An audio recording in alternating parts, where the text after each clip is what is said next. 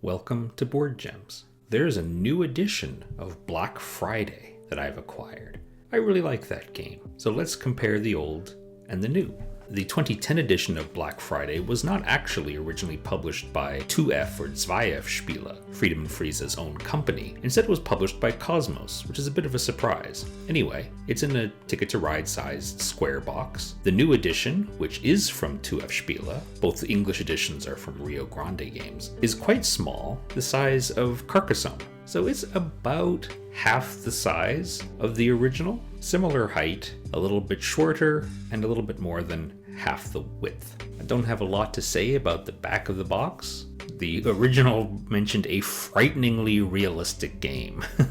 To me, not really a stock market kind of guy, feels kind of realistic in terms of the results you can get from drawing things out of the bag. In game terms, it feels realistic. I'm not sure if it's frighteningly so. The English rulebook for the 2010 edition is notoriously difficult to make sense of. I can confirm that all the information is there, but it's laid out poorly, and it's really hard to get a big picture. If you're learning the game, you'll probably need to get some player aids or other things downloaded from the BGG file section. The new edition's rulebook is clearer, it's very long, and sometimes a longer rulebook makes it look more intimidating. There are lots of examples. Everything in those white boxes are examples. So yeah, definitely an improvement over the old one. The boards are laid out similarly. The numbers on the main chart there are simplified. Mostly things are rounded and the only odd numbers end in 5. Most everything is the same. There's a little space now to put briefcases for each color in the market. The briefcases are bigger now than in the old edition. Not having played the new edition, I'd worry a little bit that there isn't much space here to place the briefcases. The new board is smaller. They're both double fold boards, and the new game comes in a smaller box, so it makes sense that the board is smaller, but it's not dramatically smaller. In fact, the old edition had a lot of wasted space. For example, you can see the price track for silver in the old, gold in the new. It takes up a lot of space. It kind of winds and takes up more space than necessary, whereas in the new edition it's smaller, more linear. In the original, the price of silver went up gradually. It started going up by 1, and then 2, then 3, then 4, then 5. So it accelerated, but over the course of the whole game. Whereas in the new edition, it steps by 1 for about half of the game, a little bit less, and then jumps by 5 every time. It's not better or worse, but in practice it probably means that there will be more pressure to buy gold early in the game before the price starts shooting up. This part of the board shows most of the mechanisms of how buying and selling works. The new edition has some slight iconography to help remind people how it works in practice. Like it has arrows going from the sales chart into the market showing where the briefcases go, little things like that. But the iconography is fairly dense, so I'm not sure how helpful it is. I guess I'm the wrong person to ask because I'm so familiar with the original. Looking inside the boxes, the old edition's plastic insert seems a generic one because it has a center well for playing cards, but there are no playing cards in Black Friday. The new edition has a fairly regular cardboard insert with plastic baggies, and that's probably my preference nowadays. The new briefcases are bigger, and there's a color shift. I assume it's a color blindness thing. Now, what is that thing? So, the old edition had subsidies, and subsidies triggered every time you did what's called a price adjustment. When you do the price adjustment, the first thing you do is everybody has to pay for subsidies, and then the next thing you do, which is the main thing, is to draw briefcases out of the bag.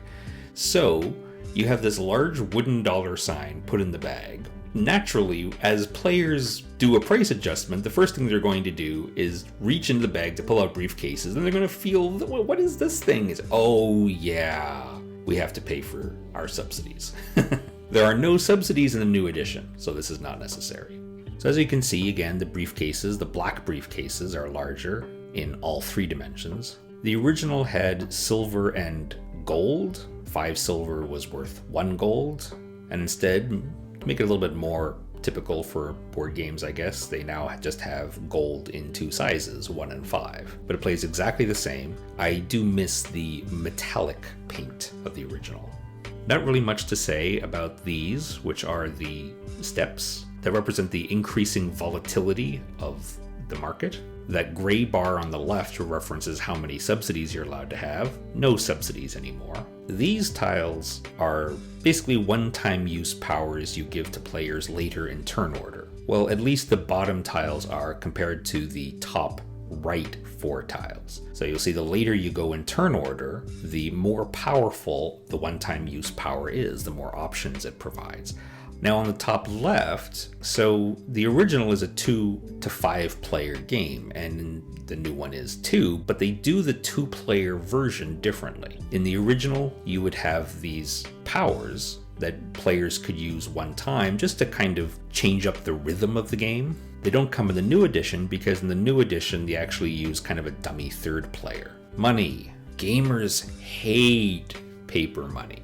Doesn't bother me, but you are making a lot of change in this game, especially in the old edition, which had large and non-even numbers. You know, like I have to give you 249. Do you have a 1? No, I don't. Okay. Let's count it all out. So now they've been changed to be tiny little cardboard tiles. Of course, the paper money you could just keep face down and it's hidden. You don't have to put it behind a player screen. These ones are double-sided, so you have to hide them behind your player screen. As a result, the player screen is now bigger. Before it was very small and it was solid cardboard, but you would just keep your briefcases and your gold and silver stocks behind it. The new player screen is a thin cardboard, but it's larger, so you can also hide your money behind it. The original showed a player aid, showing all the things you can do on your turn, buy shares or sell shares or buy silver or pass, and also mentions taking a subsidy using a special action. No subsidies anymore. Instead, behind the screen, they just say what you start with. 5 briefcases, and instead of taking subsidies at the beginning, you now start with $100. These are the subsidies. Only in the old edition. Subsidies were a bit hard to explain to people. The rulebook made a complete mess of them, and subsidies seem to give a wrong impression to gamers who treat them like loans, and they are like loans. You get free money and then you have to pay interest. Gamers are conditioned to not take loans. You know, long term, it's bad strategy, right? To take a lot of loans that you will have to pay back. Not the case with subsidies. You never have to pay them back. You just pay the interest. And you have to get subsidies in the game, otherwise you don't have money to work with. I've seen people start the game and immediately sell shares to get money instead of getting subsidies, which is bad. So it's reasonable to get rid of subsidies. It just caused confusion and gave players the impression that they should do something different than what is actually the best way to play. Hey, thanks for watching. Remember, older games like Black Friday are still good. They're still good today, darn it. It's a new edition. You should check it out. It's good. All right, take care.